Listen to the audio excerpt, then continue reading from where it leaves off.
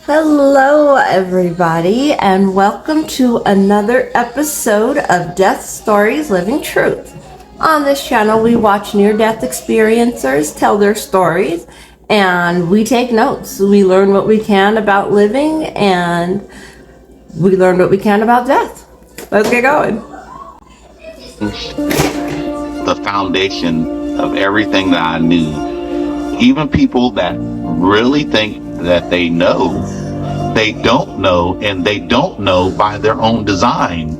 I could say I like popped out of my body at lightning speed while driving. I then began to receive that download of information about who we are. A lot of things in the Bible are encrypted, which means you got to really dig to find it. We are in awe, like whenever you hear about alien sighting, the ship was moving so fast, it was breaking all the laws of Earth.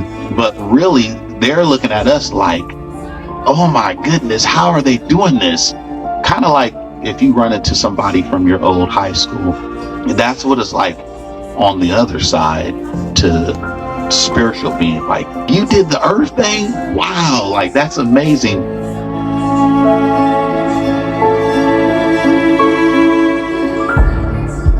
While suffering extreme heat, Minister Ashe had a profound out-of-body experience that gave him a download of information about life, death, and the afterlife. In this video, he shares 5 lessons he learned, and we will get into that very soon. But first, Minister Ashe shared his first spiritual experience, an incredible encounter with an angel. My first spiritual experience I had it when I was 14 years old. I was sitting in a church service, and it was a small congregation of about 25, and the pastor of the church had just bought a Hammond organ for the ministry, but he didn't have anyone to play it. And instead of going out into the community trying to find hire somebody to play the organ as a musician, he said that God spoke to him and told him that the musician was sitting right in the church. And so, we all looked at each other, and then he asked if there were any volunteers. So I raised my hand and walked up the side of the aisle of the small church. And as I went up there for prayer, he prayed for me, and he began to tell me all these things that would happen. Now, as a 14-year-old, I was thinking about student council and Nintendo. You're not really thinking about becoming a church music pastor, so to speak. But because I was willing, and it was something that I wanted to help do, I just believed, I guess for lack of a better term, that something would happen, or I wasn't sure what would happen, to be quite honest with you. So long story short, I went home and, I didn't think anything of it. 2 days later, after a normal day at high school, I had a dream that night, and the dream was a lucid dream. It was a very vivid dream. And in this dream, I was walking by an unknown body of water. And then as I was walking, there was this piano.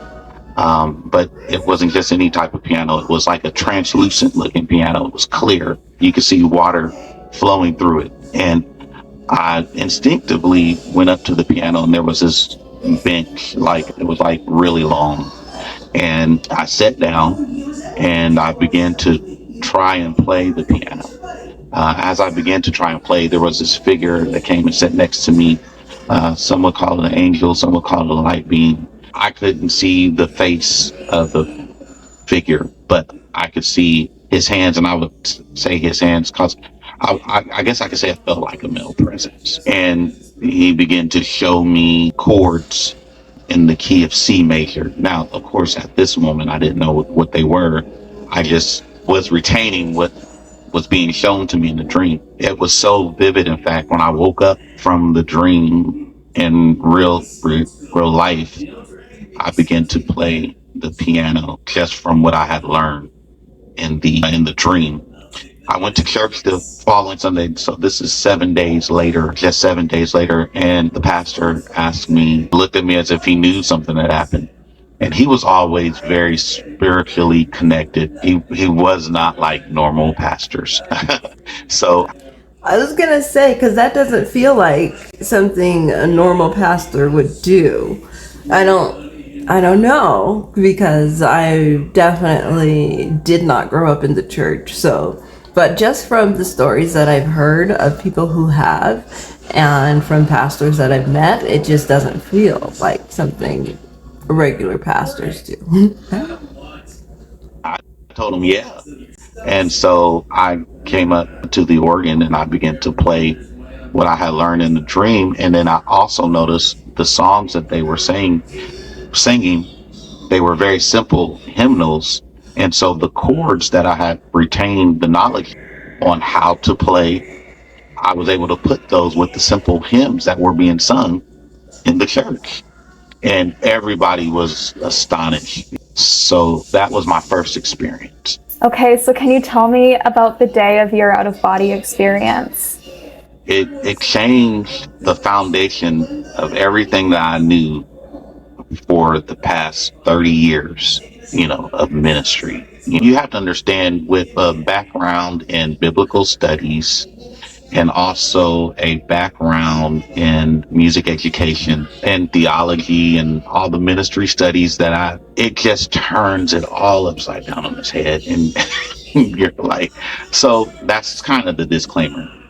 Okay, so I was working for one of the big three delivery companies. My mom said, you can pick which one. It was about 90 degrees that day. I was drinking an energy drink. And as I was driving, it was pretty hot. Like, it was so hot, in fact, that my arms was a different color than the rest of my body. I believe they call that a farmer's tan. And I was drinking this energy drink, and at first I wasn't feeling good, but then I started feeling really good as I was driving through this cornfield. And I mean, as far as your eyes can see, and this kind of a small road. And so I'm driving through there. So as I'm driving, just all of a sudden, I started feeling really good, and I could say I like popped out of my body at lightning speed while driving. The thing about it is that I was still able to see the perspective of me driving, but I was also the corn in the cornfield. So, like, the stalks of corn was looking at the truck that I was driving. The birds that were flying, I could see the view of them looking at the top of the truck. The specks of dirt that were in the ground, I could see that from that view. And I mean, when I'm saying dirt, I'm talking about like specks of it, millions. As I began to try to get my composure of these aspects all at the same time, now I felt really good, and I felt like super loved. It's I couldn't contain it, how it felt. So instinctively, as I was driving from that point of view, I pulled over. But because the road is small, there was no really pullover. It's just, but I was the only one out there. So I just pulled to the side, and as to not drive all the way into the cornfield, which I would have drove into myself at that moment, because that's how I was viewing everything. It was absolutely crazy. I can't even fully explain. I don't even think I'm doing it any. Ah, that's so wild. That's a really hard concept to grasp. Trying to picture, you see your perspective, you're driving this car, this is you. But then you're also watching the car drive from the cornfield. You're also feeling it from the dirt and seeing it in that. And then you're also up here in the sky flying as a bird and seeing it from that. That's like a 360 view. I understand, like, that English language, or not just English, just any language does not have the words to express that kind of experience. Just trying to explain it with English and human words. So I then began to receive like that download of Hello, information everybody. just about who we are. I mean, and it wasn't like we're talking, it was just um, mental or telepathic or whatever you want to call it. And the thing about it is that the type of information that I was getting, I was able to later on, and I don't mean to jump around, but kind of see like parallels of it in the Bible. And because I've studied the Bible all my life, and I was able, it was kind of like finding an encryption in the Bible that had always been there, but most would overlook it because of our perception of it, But in that moment, I just remember crying, and I mean sobbing, crying like a baby. And it was like after that moment, all the lights were turned on. When I was told this information, Darcy, this download, it didn't necessarily line up with the doctrine that I had been raised and taught to believe. And it was like, you better believe it or else. Unfortunately, a lot of times when people operate in ego, they need people to think like them in order to. Yes, I do believe that. I believe that 100% fully with all of my being that the religion, the whole reason it was created is to control other people. And he's absolutely right.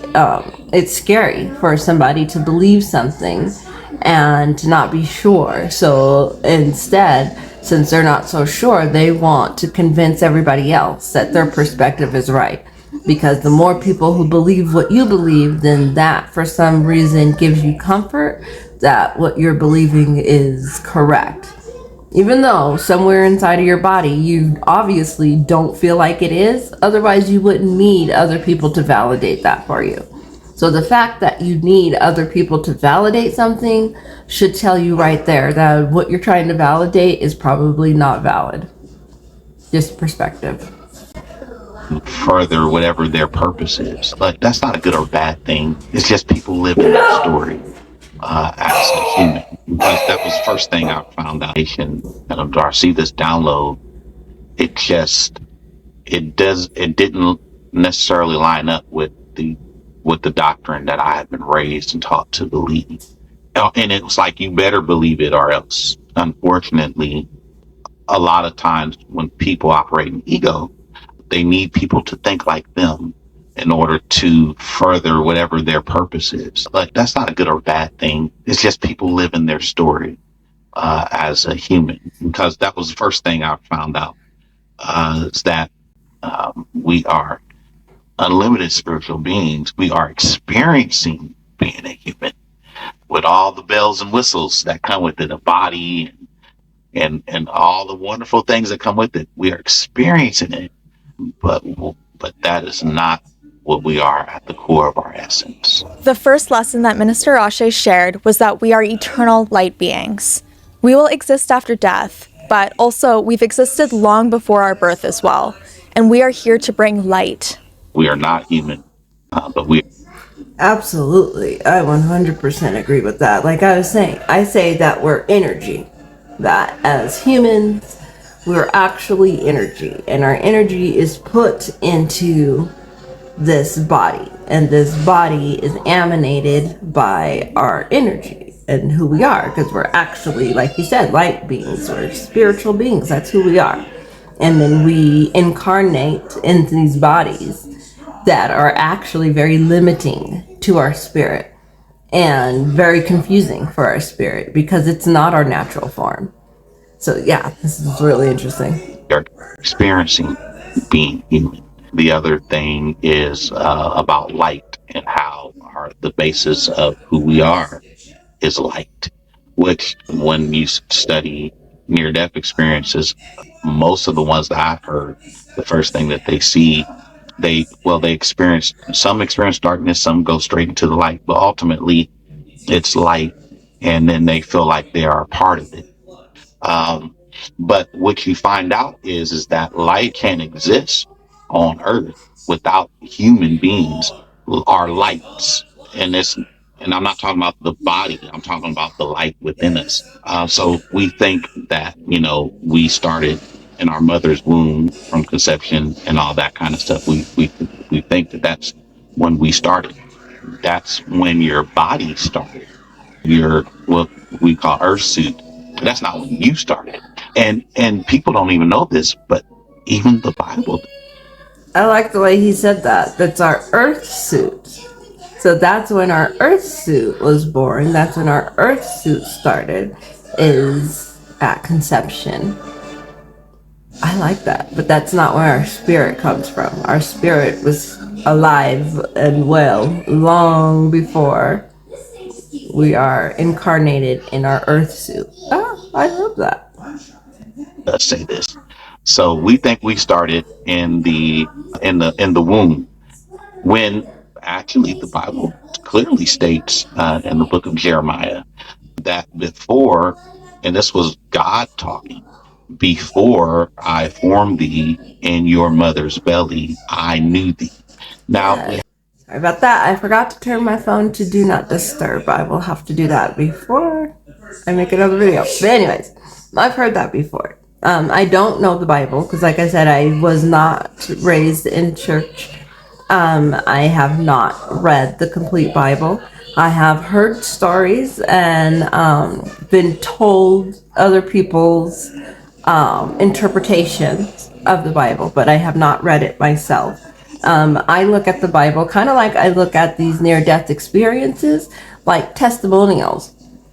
And these are testimonials of these people's experiences and their lives, from what I understand. Like I said, I have not read it, so.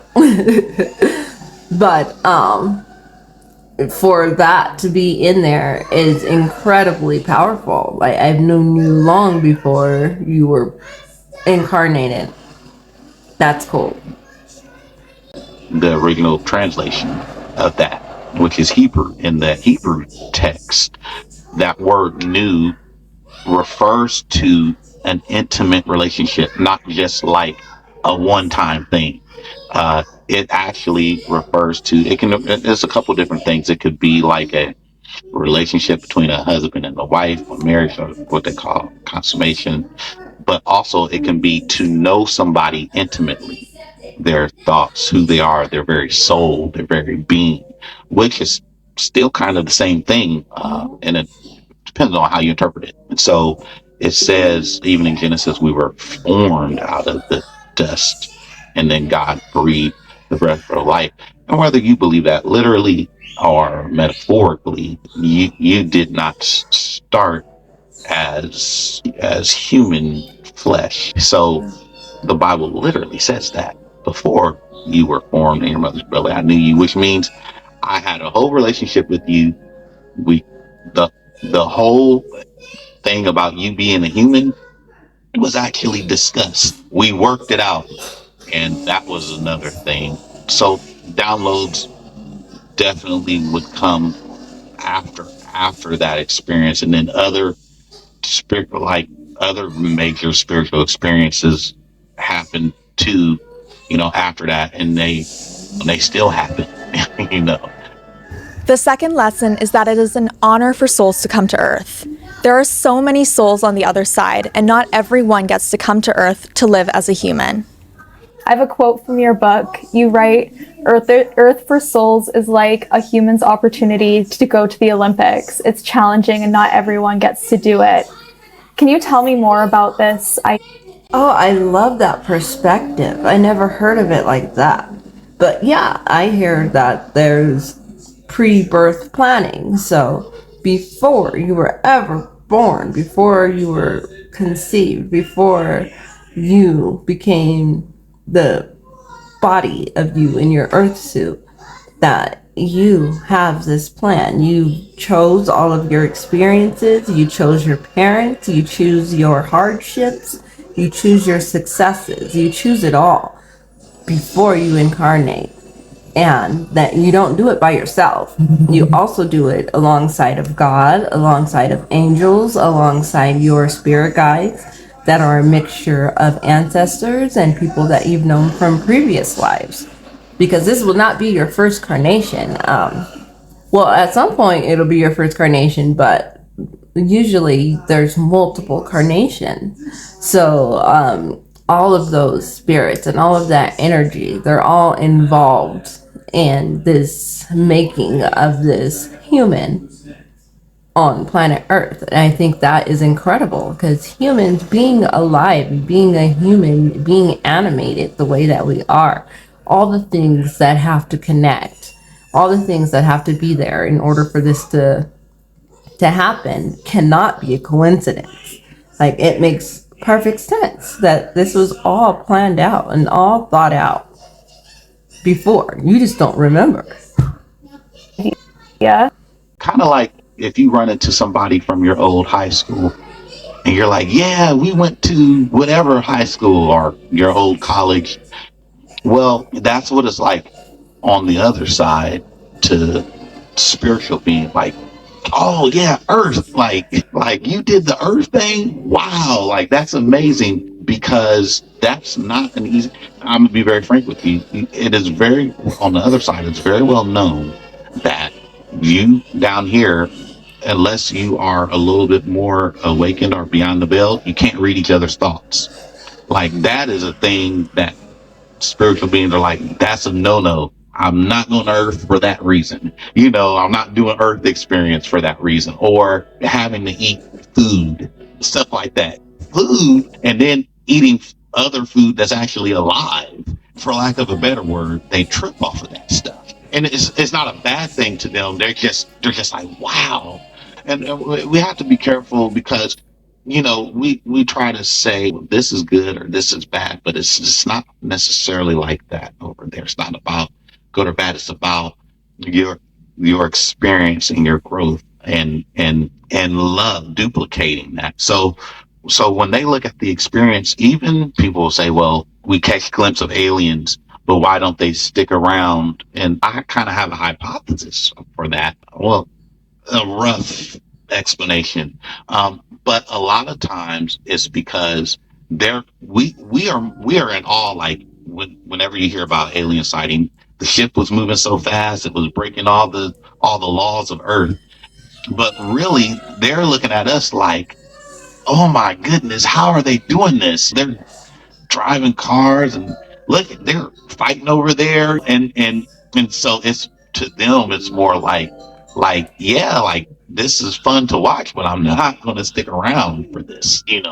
But we have to understand that we wouldn't be experiencing Earth as humans if we did not have the nature for it, if we weren't ready for it. Kind of like you can't go to college unless you graduate high school, that type of thing. So this is kind of like a higher learning, for lack of a better word, because you have to understand when you start to try to even get into words and explanation, everything falls down.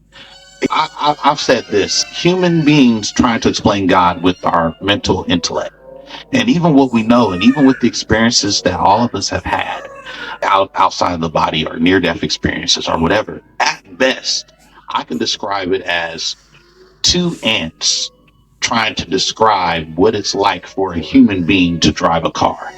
Do you understand?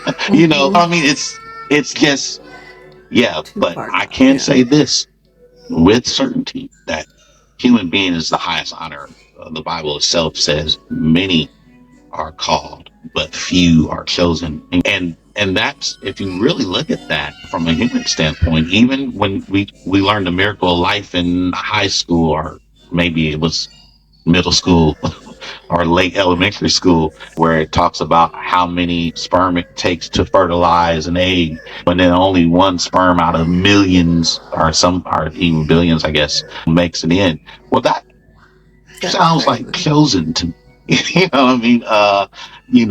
And so it's a lot of souls, but very few human bodies, human suits. Lesson 3. We're all inherently spiritual. Some of us humans on Earth know that we are spiritual beings and had planned for that before coming from the other side. Others specifically planned not to know about their spirituality and not to be connected to the other side. Why would some people not want to know they're a spiritual being? People that usually are that, no matter what they do, they cannot not be that, no matter what you tell them. So to know that love and that truth would actually make you go crazy it'll make the experience harder. So part of their agreement is, I don't want to know any of this. I don't want to know, about all this love, all this stuff, because some people are here to experience what they are not, because we are all love, all of us. We are love. We are light. But how do you know that you're that when you're not that? you know, the guy who wrote the book Conversations with God, Walsh, I believe that's his name, said something about, and I'm just paraphrasing. Oh, if you're in a white room and everything's white and you're white and everything you see is white, how do you know that you're white? You don't. Some even talk about like an appreciation factor for the other side. And of course, there's levels to that, but those levels, a lot of that has to do with the fact that you're an actual universe and you create a lot of that stuff outside of the body anyway. And my experiences and my theologies or my downloads have not gone deep enough to get into that. And on some level, even I don't want to. And the reason why is because I've got things to do here. And if I get too caught up into, like I'm still a father of 8 and a husband, I still have to work a regular job. I still have things I have to do.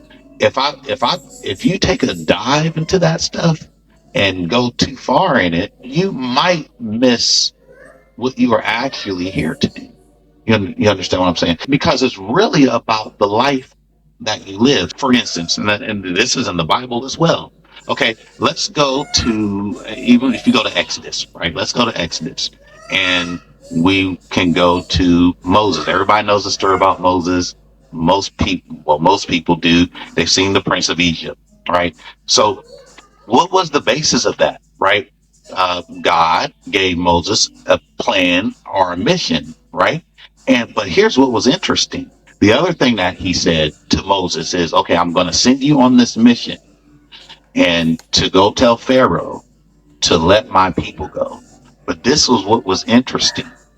God told Moses that I will harden Pharaoh's heart. So you have God sending Moses on a mission, and he tells Moses, now I'm going to send you on this mission, but I'm going to throw the monkey wrench in the mission, and I'm going to harden Pharaoh's heart. Okay, so that sounds like an agreement between God and Pharaoh. You see what I mean? Because under normal circumstances, and if you read the Bible, Pharaoh loved Moses. They were they were raised like brothers. In case you didn't know, they were raised like brothers, and they had a very close relationship. Moses used to be the advisor for Pharaoh. So now Moses is coming to him as the kind of the deliverer for the Hebrews. God says to Moses, I'm going to harden Pharaoh's heart. That's an agreement on Pharaoh and God's part. Look, I need you to play the villain. Why? Because through your villainy, all this other great stuff is going to happen. And so for people that say, well, that's not in the Bible, it actually very much is in the Bible. A lot of things in the Bible are encrypted, which means you've got to really dig to find it, to understand what's really being said there, and the mentality of people when it comes to that, they don't want to face that stuff. Well, I have to, you know, who would want to be a villain? I don't know. But what I do know is that people should see, because they're around. Or who would want to be poor? You see what I mean? That's an agreement. Jesus told his disciples, he said, the poor will always be with you. Always. So no matter what you do, no matter where you go, there's always going to be. Now, he wasn't just saying poor as far as money. This wasn't just talking about people that didn't have enough money to pay their bills or live in a house. This also meant poor in spirit, people who would never come to the understanding of who they really are. Matter, there's levels to this, Lauren. There's levels, because even people that really think that they know, they don't know, and they don't know by their own design of knowing. Lesson 4. We are already masters, we just have to believe it. I found it really interesting how Minister Ashe brought spirituality into the ideas of mastery, success, and motivation. I want to talk about the chapter I wrote, How to Become an Ascended Master, because that's the question. Wow, that's really interesting. I never heard of that. We're all masters, and we just have to remember. I like that. That's really interesting. Right? Like, how do we do it? How do we get there? But even in the question in and of itself is what allows you mentally kind of not to be, because the truth is that you already are. So, I'll get to some things that will help those understand. So as a musician in music, a lot of the best musicians are the ones that don't have to do a whole lot. Now, I've played gospel, I've played country, I've played jazz, I've played classical. But the best musicians that really get a lot of recognition are not the ones that do all the tricks. It's kind of like less is more, right? Well, although the more is impressive, but it's only impressive to other musicians. At the end of the day, normal people, only want songs that they can sing along to in their car. So, what do I mean by that?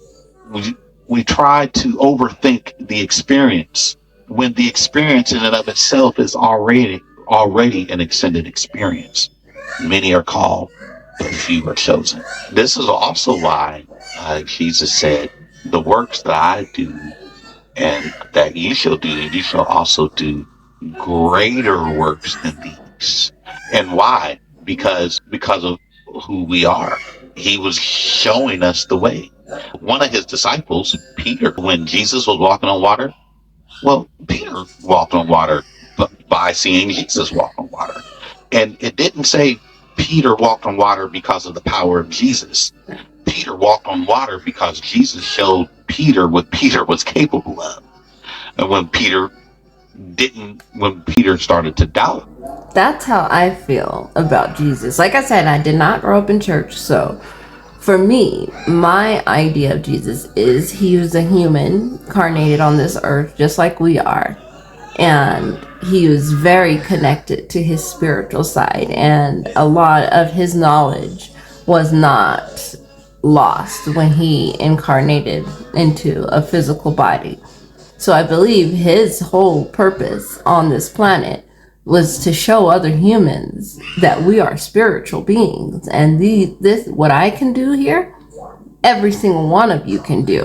Every single one of you, regardless of what religion you are. Everybody, you're a human, you are light, you are a spiritual being, and this is what you're capable of. What he was capable of. Jesus asked when Jesus caught him by the hand and brought him back up on the water, and then they both walked back to the boat on top of the water together. But the thing is that Jesus said to Peter, "Wherein did you doubt?" Now, if you look at that, even from the Hebrew dialect, he didn't say, or I'm sorry, not Hebrew. This was Greek, Greek translation. It wasn't "Wherein did you doubt me?" It was "Wherein did you doubt you, who you are?" Because that's what he came to show us, right? So when we talk about why would people want to not know, it makes the experience more authentic. And how to ascend. Well, you're already there. You just have to quiet all the noise. For instance, here's a good thing: live in the now, in the moment that you're actually in. A lot of times we're always looking to the next thing. We're always looking to this or that. When that experience happened to me, I was actually happy with the job that I was working. I was content with it, like everything that was going on in my life, my marriage, my children. And I had just decided. Now, the Bible says this: I have learned in whatsoever state that I am in, therefore to be content.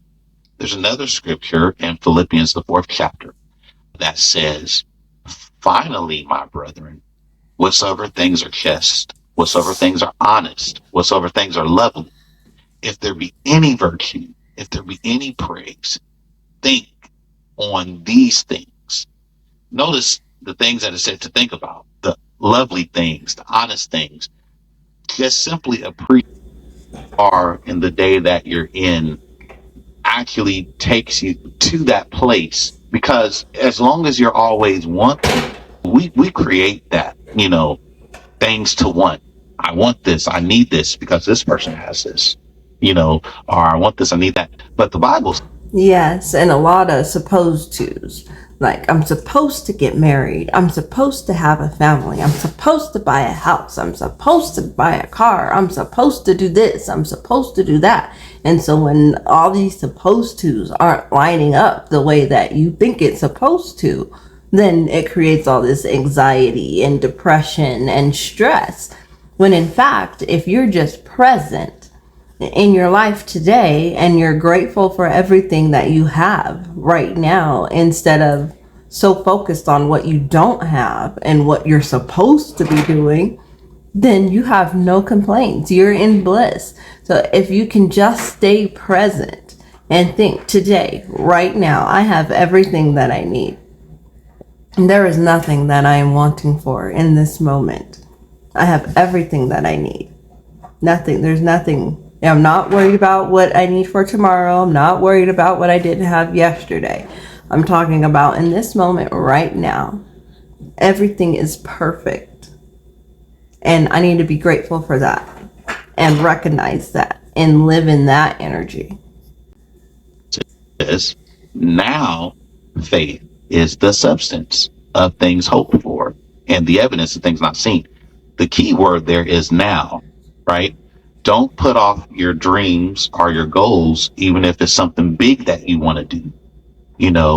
Do something small towards it right now, today. And also, this is the other thing, anything that you can see in your mind that I want to accomplish this one. If you can see it, that's because it's there. That's because it's real. Because that reality is actually more real than this reality. Everything that's ever been created has been created twice. Once in spirit, and then in the, human reality, right? Everything.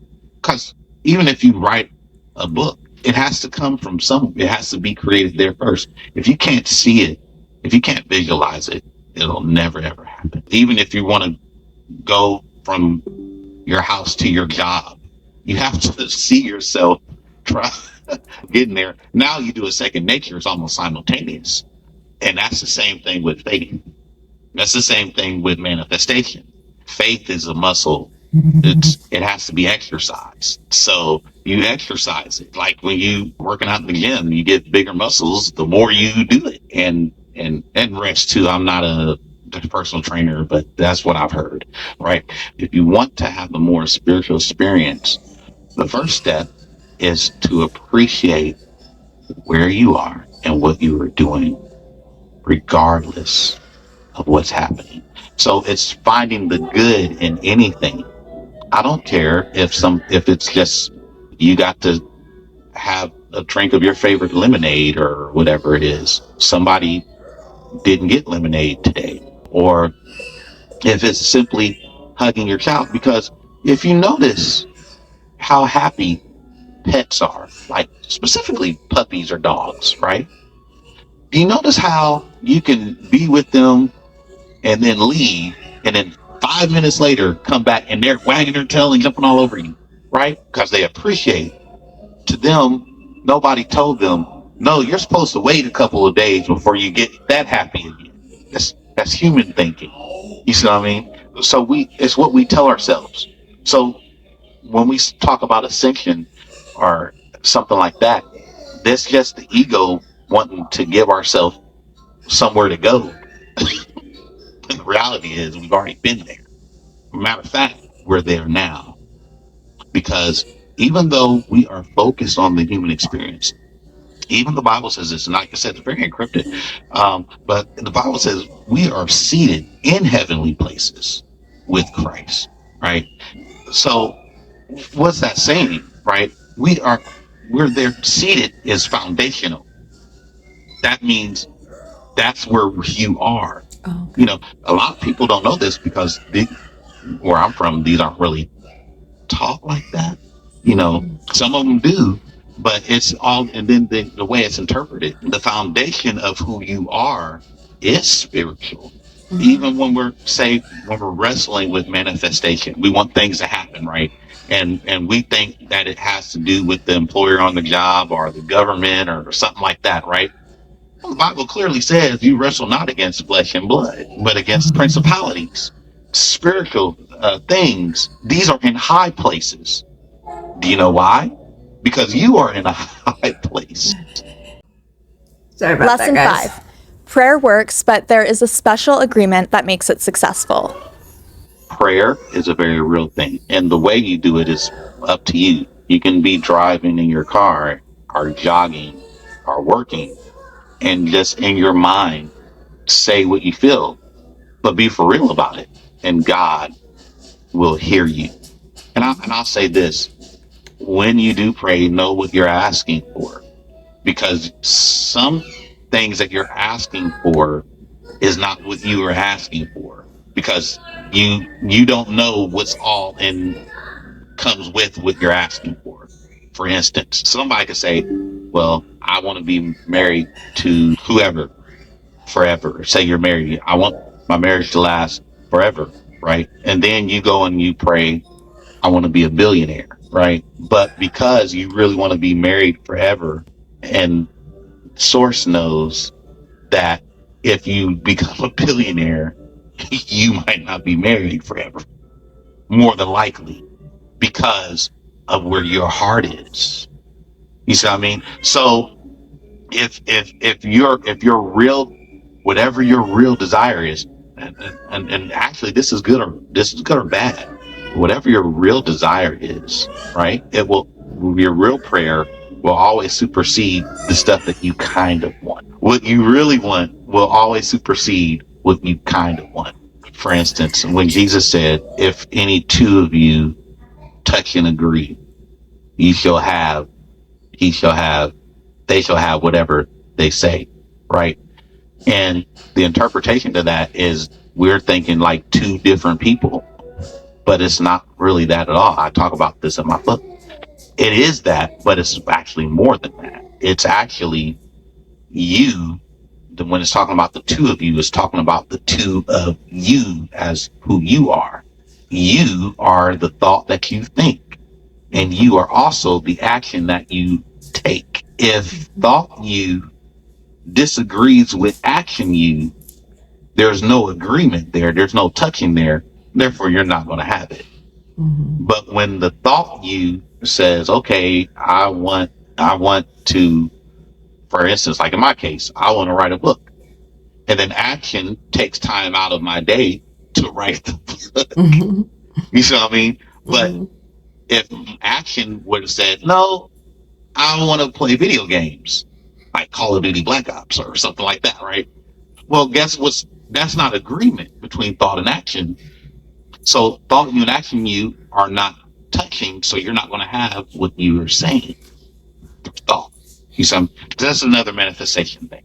Okay, so the point I'm trying to make is that with prayer, it's got to be something that you really want, and that's really in your, also in your agreement. Now, I can't get into the depths of that because I don't know how far I can't speak for everybody's psyche. I can't speak for everybody's agreement. I can only speak for mine. But the human experience is the greatest experience. I'm just going to say that to be biased because I'm currently human, right? And we all, yeah, we all are, right? It's where we are. And it's the best thing to know that soon as we put down this experience, we're back into the love, or back into who we are. Matter of fact, if you meditation, that's another way, right? Even if you meditate long enough, just block out everything, take out all the distractions, all the social media and all that kind of stuff for a moment, and you'll be able to see it, you'll be able to feel it, you'll be able to know it. Gratitude, yeah, there's gonna be things that come across your mind. That's okay. Go with it. You know what I mean? But you will find out, that there's so much more. I'm an 80s kid, so, I grew up with the Transformers, more than meets the eye. And 1 minute they're a car. Next minute they're a robot. That's who we are. And so with everything that's going on, just know that we are love. We're like, love your neighbor as yourself, because your neighbor is yourself, and your neighbor is God, because you are. So it's all the same thing. And now I'll put that in my book as well. That's amazing advice. Thank you so much for all of this. One last question for those of you who want to get in touch with you. I mean, I'll have all your links in the description, but what's the best way for people to learn more about what you're sharing? Yes, of course, the book, You Are God Pretending That You Are Not, is on Amazon, Kindle, under Minister Life. Because I, certain discretion, I use a pseudo author name. But really, my last name, Ashe, means life. So, but that was why I did that. The other thing is my email. So it's klife6777. So klife6777 at Gmail. And feel free. I'm a life coach as well, so I can come and speak. And I still do ministry a lot. I still am a very accomplished musician. I've played for a lot of celebrities and stuff like that. Those are ways to contact me. These are some of the lessons that Minister Ashe was downloaded with during his profound out-of-body experience. I really hope that you can find them helpful and comforting in your own life. A sentiment throughout everything that Minister Ashe learned was that we are eternal, wonderful, joyous beings, and that there is so much peace on the other side. Thank you so much to Minister Ashe for this interview, and thank you for watching this video. And thank you for hanging out with me at Death Stories Living Truth. And this was a T&H Afterlife video. I'll make sure to link her video in the description. And like she said, she listed all his descriptions, all his contacts and links in her description of her video if you're wanting to get in contact with him. But if you don't mind, please give me a like, a subscribe, and share. And also comment. I want to know what stood out to you the most. I mean, this video was amazing. He had so many profound things to say. I can't even tell you which one stuck out to me the most because they're... But anyways, thank you. Thank you for being here. I appreciate you. And until next time, this is Death Stories Living True.